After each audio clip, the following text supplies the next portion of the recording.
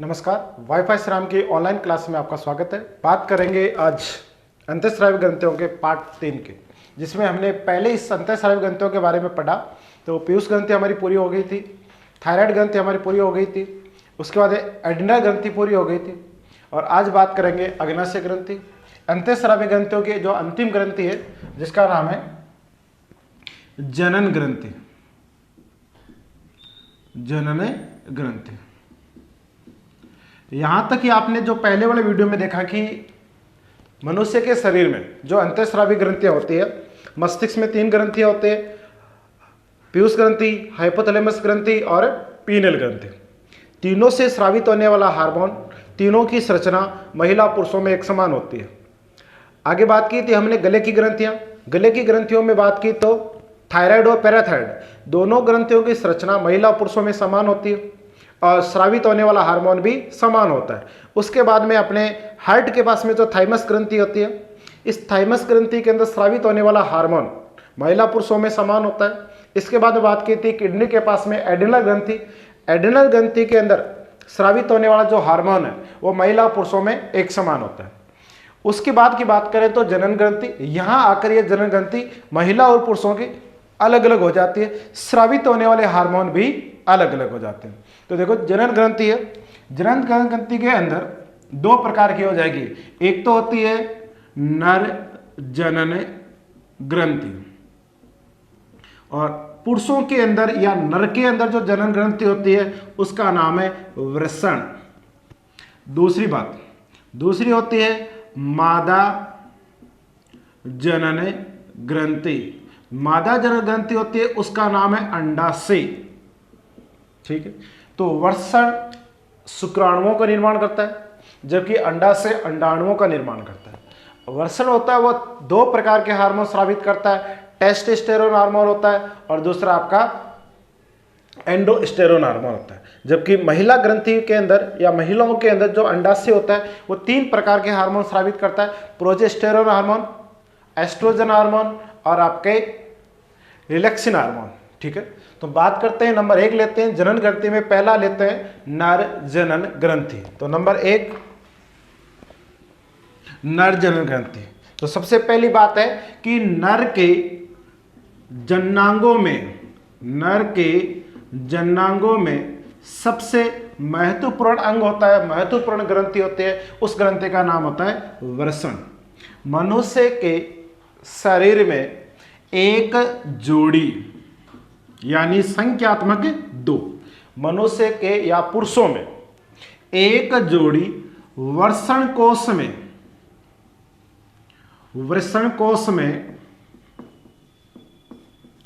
वृषण स्थित होते हैं। ठीक है, पुरुषों के जननांगों में सबसे महत्वपूर्ण ग्रंथि उसके वृषण कोश में स्थित होती है, जिसका नाम होता है वृषण।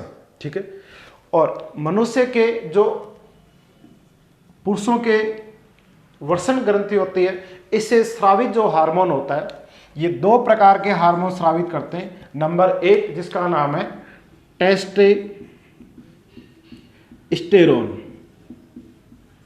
1 नंबर को बोलते हैं टेस्टोस्टेरोन हार्मोन। दूसरा हार्मोन होता है जिसका नाम रहता है एंड्रोस्टेरोन हार्मोन, एंड्रोस्टेरोन हार्मोन। तो पुरुषों के अंदर 2 प्रकार के हार्मोन स्रावित होते हैं, टेस्टोस्टेरोन हार्मोन, दूसरा होता है एंडोस्टेरोन। पुरुषों के जो यह हार्मोन है या पुरुषों का जनन हार्मोन होता है, वो पुरुषों के द्वितीय गौण लैंगिक लक्षणों के लिए उत्तरदायी है। पुरुषों में जनन हार्मोन के द्वारा पुरुषों के द्वितीय गौण लैंगिक लक्षण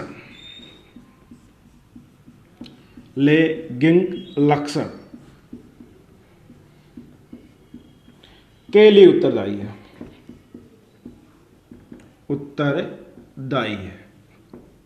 तो देखो, पुरुषों में स्रावित होने वाला हार्मोन होते हैं टेस्टोस्टेरोन हार्मोन, एंड्रोस्टेरोन हार्मोन। ये एंड्रोस्टेरोन हार्मोन और टेस्टोस्टेरोन हार्मोन होता है वो पुरुषों के द्वितीय गौण लैंगिक लक्षणों के लिए उत्तरदायी होती है। अब बात आती है कि ये गौण लक्षण होते क्या।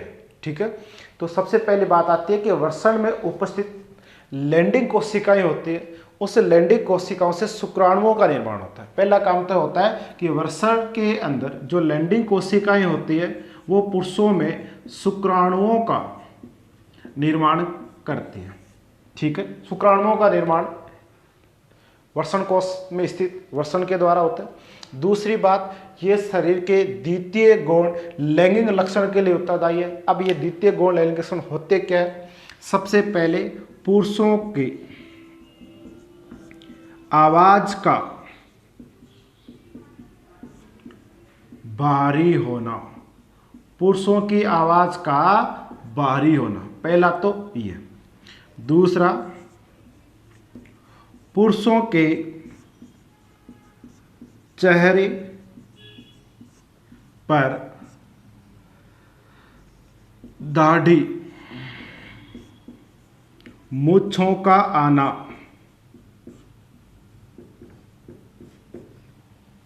तीसरा, पुरुषों की छाती पर बालों का आना। इसके बाद में पुरुषों के कंधों का चौड़ा होना। ठीक है, तो पुरुषों के द्वितीय गौण लैंगिक लक्षण होते हैं पुरुषों की आवाज का भारी होना, पुरुषों के चेहरे पे दाढ़ी मूंछों का आना, पुरुषों की छाती पे बालों का आना, पुरुषों के जो कंधे होते हैं उनका चौड़ा होना। ये हमारे पुरुषों में जो जनन हार्मोन होता है उसकी वजह से होता है। अब बात करते हैं महिलाओं में स्रावित होने वाला हार्मोन और महिलाओं में पाई जाने वाली ग्रंथि। तो नंबर 1 जनन ग्रंथि में नर जनन ग्रंथि पढ़ी थी, उसी प्रकार अगली पढ़ते हैं नंबर 2 मादा जनन ग्रंथि।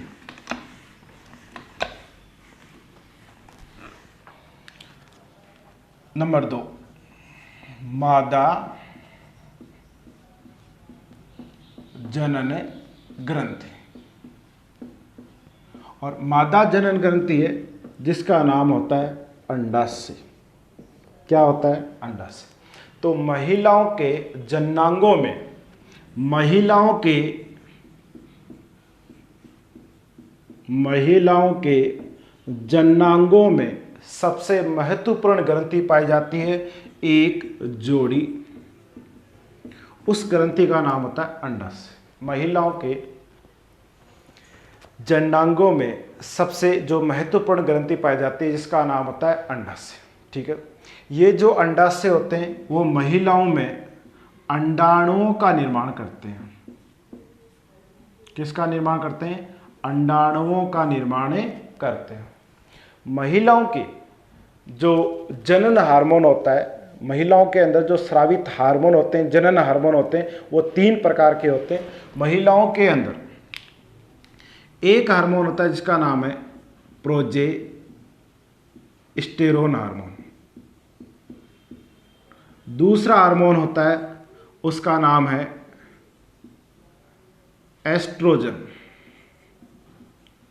एस्ट्रोजन। तीसरा है उसका नाम है रिलैक्सिन हार्मोन। कौन सा हार्मोन है? Relaxin hormone. तो महिलाओं के जननांगों के द्वारा या अंडाशय के द्वारा जो जनन हार्मोन स्रावित होते हैं 3, प्रोजेस्टेरोन, एस्ट्रोजन और रिलैक्सिन हार्मोन। ठीक है, महिलाओं के जो जनन हार्मोन होते हैं वो महिलाओं के द्वितीय लैंगिक लक्षण के लिए उत्तरदायी है। ये जो स्रावित जो हार्मोन होते हैं, महिलाओं के अंदर जो जनन हार्मोन होते हैं, महिलाओं में द्वितीय लैंगिक लक्षण के लिए उत्तरदायी है। तो महिलाओं के अंदर जो हार्मोन होते हैं वो द्वितीय लैंगिक लक्षण के लिए उत्तरदायी है। महिलाओं में द्वितीय लैंगिक लक्षण क्या होते हैं? इसमें सबसे पहला आता है महिलाओं की आवाज का मधुर होना। नंबर 2, महिलाओं की त्वचा का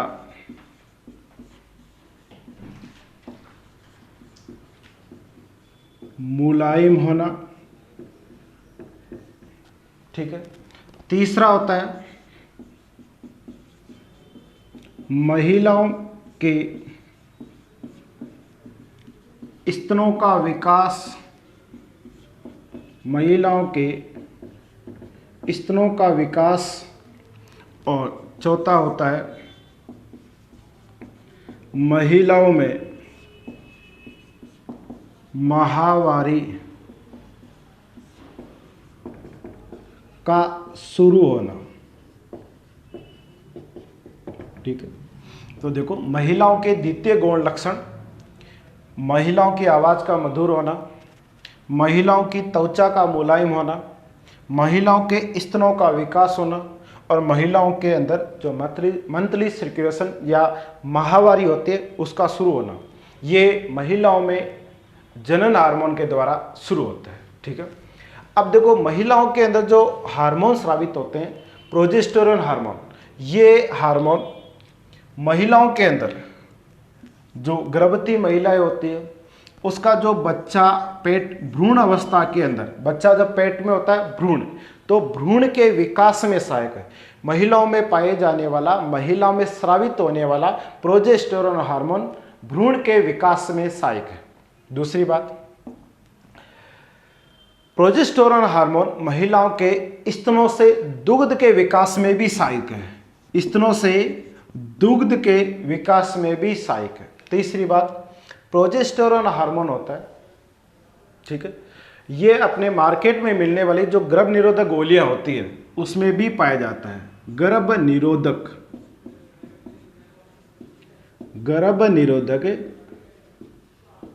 गोलियों में, गर्भ निरोधक गोलियों के अंदर प्रोजेस्टेरोन हार्मोन होता है।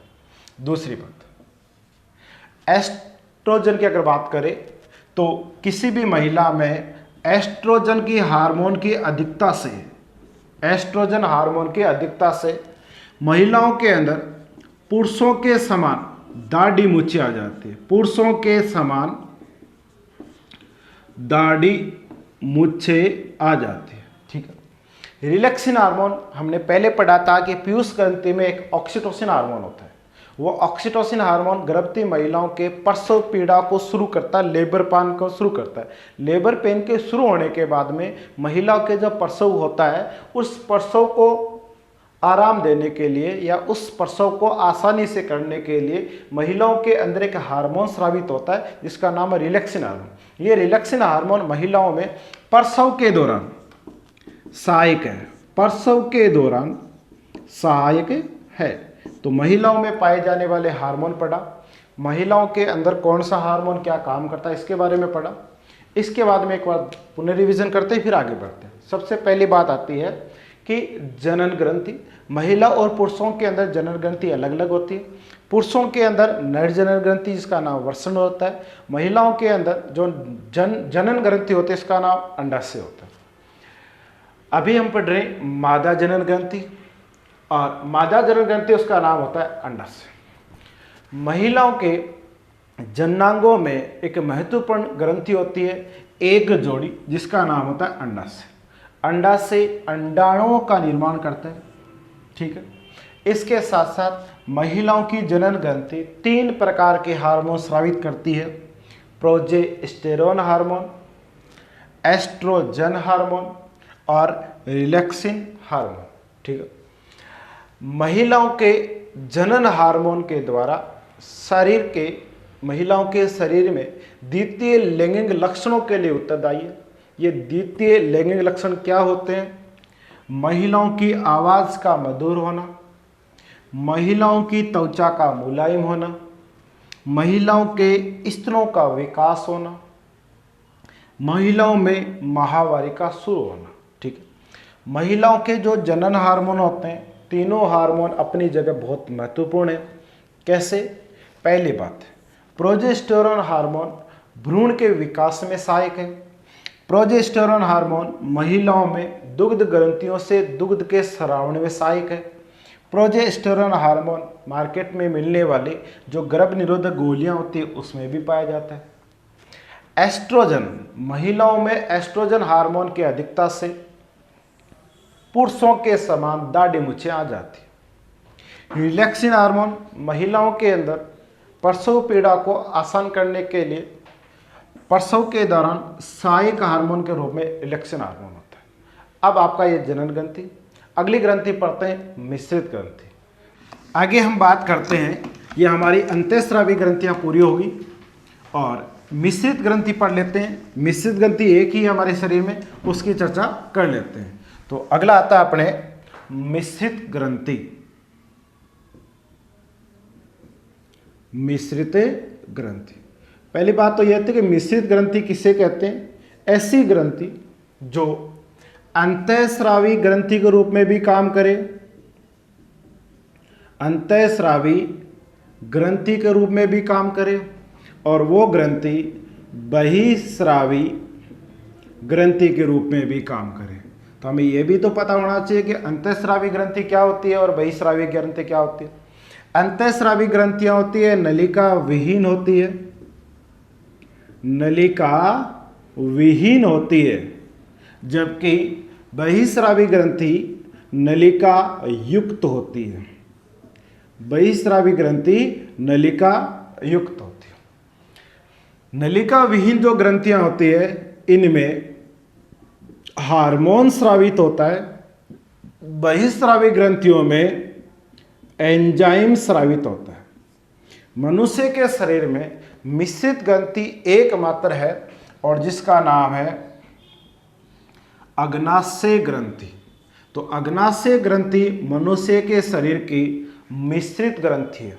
कौन सी ग्रंथि है? मिश्रित ग्रंथि है अग्नाशय ग्रंथि। अग्नाशय ग्रंथि को हम पैनक्रियाज कहते हैं, या इसके दूसरे नामों से अगर जाना जाए तो अग्नाशय ग्रंथि को पैनक्रियाज कहते हैं। अग्नाशय ग्रंथि को ही पक्वाशय भी कहा जाता है। क्या कहा जाता है? पक्वाशय। ठीक है। अग्नाशय ग्रंथि का आकार यानी वजन 85 ग्राम का होता है लगभग।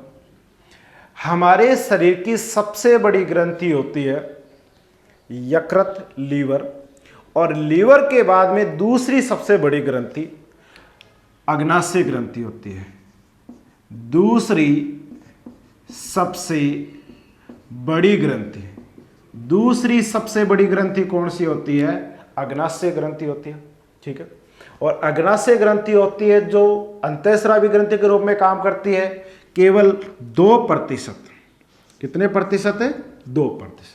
बहिस्रावी ग्रंथि के रूप में काम करती है तो ये करती है 98%, 98%। अंतःस्रावी ग्रंथि के रूप में 3 कोशिकाओं में बटी होती है, जिसका हम बोलेंगे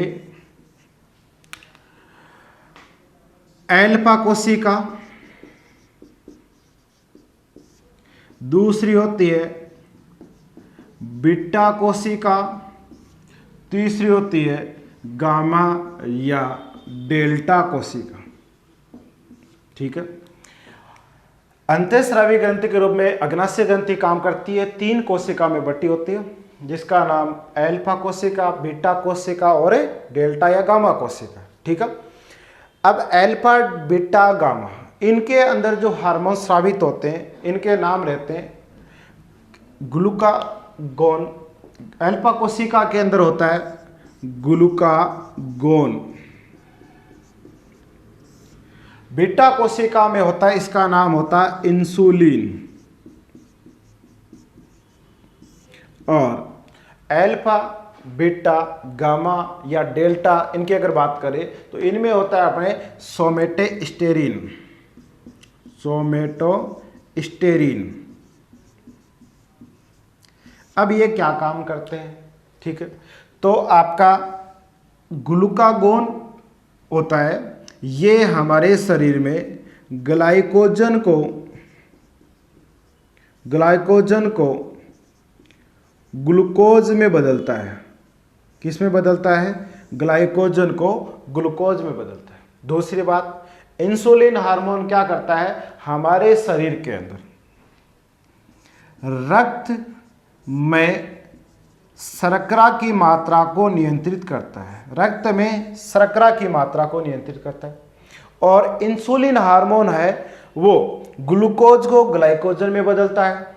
इंसुलिन ग्लूकोज को ग्लाइकोजन में बदलता है।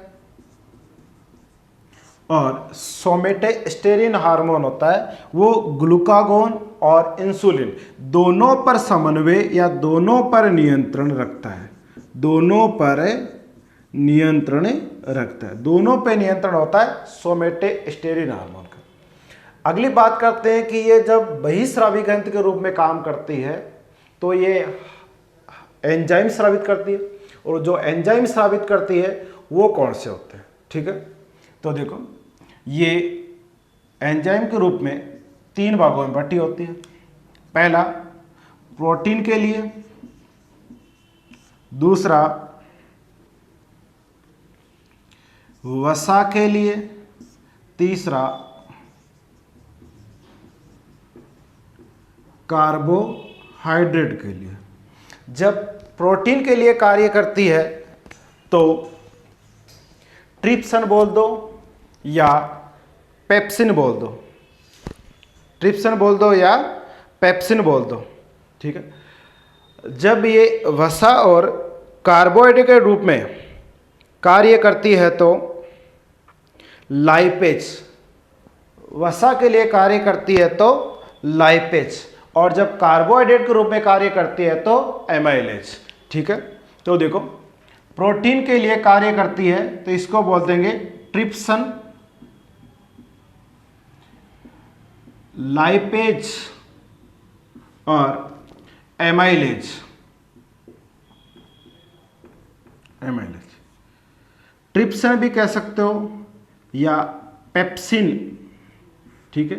प्रोटीन के पाचन करने के लिए ट्रिप्सिन और पेप्सिन कार्य करता है, वसा के लिए लाइपेज कार्य करता है, और कार्बोहाइड्रेट के लिए एमाइलेज कार्य करता है, ठीक है।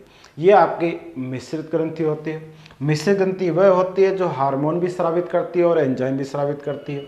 ये अल्फा बीटा कोशिका के रूप में होती है, और फिर ये प्रोटीन वसा कार्बोहाइड्रेट के लिए कार्य करती है, ठीक है। अब इनमें सबसे ज़्यादा महत्वपूर्ण होता है इंसुलिन। इंसुलिन की अलग से हम चर्चा कर लेते हैं। तो अगला लिखते हैं इंसुलिन हार्मोन। इंसुलिन की चर्चा करते हैं। तो इंसुलिन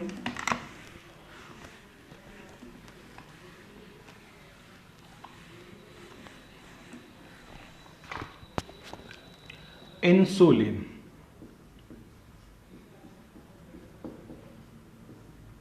इंसुलिन के बारे में सबसे पहले जानकारी, इंसुलिन को मिट्टी ब्रेड कहा जाता है, इंसुलिन को मिट्टी ब्रेड कहा जाता है। दूसरी बात, इंसुलिन के अंदर जिंक धातु पाई जाती है, इंसुलिन में जिंक धातु पाई जाती है।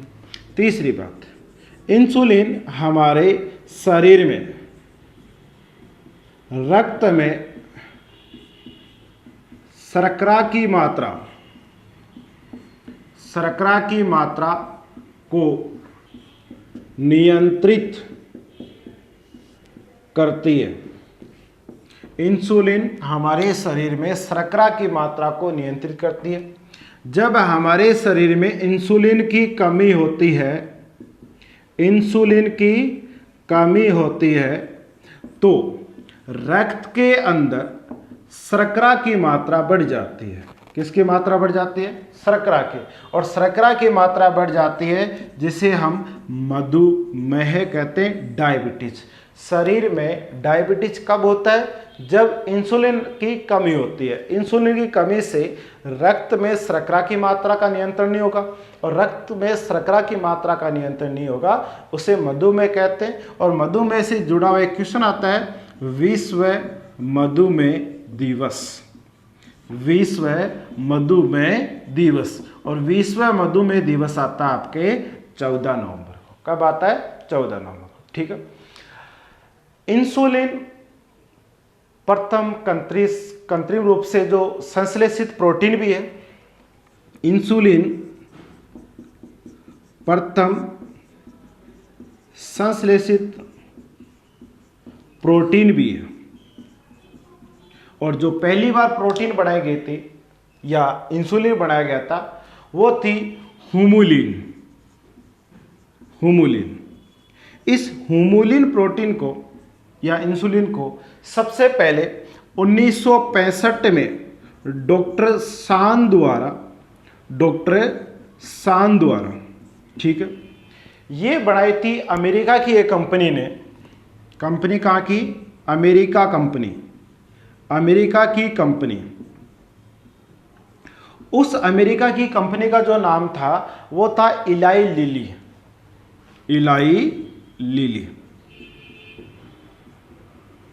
ठीक है, तो बात करते हैं। इंसुलिन हार्मोन को मिट्टी ब्रेड के नाम से जाना जाता है। किस नाम से जाना जाता है? मिट्टी ब्रेड। इंसुलिन हार्मोन में जो इंसुलिन होता है, इस हार्मोन में जिंक धातु पाया जाता है। इंसुलिन शरीर के जो रक्त होता है उसमें शर्करा की मात्रा को नियंत्रित करता है। इंसुलिन की कमी से रक्त में शर्करा की मात्रा बढ़ जाती है, और शर्करा की मात्रा बढ़ने से मनुष्य को मधुमेह हो जाता है। विश्व मधुमेह दिवस मनाया जाता है 14 नवंबर को। कृत्रिम रूप से सबसे पहले संश्लेषित जो प्रोटीन थी वो इंसुलिन थी। नाम दिया गया था हुमुलिन, जो 1965 में डॉक्टर सान द्वारा अमेरिका की कंपनी इलाई लिली द्वारा बनाया गया था। ठीक है, ये आपका था अंतःस्रावी ग्रंथियां और मिश्रित ग्रंथियां। आने वाले वीडियो में के अंदर कोई नया टॉपिक शुरू करेंगे। जब तक के लिए धन्यवाद। जय श्री राम।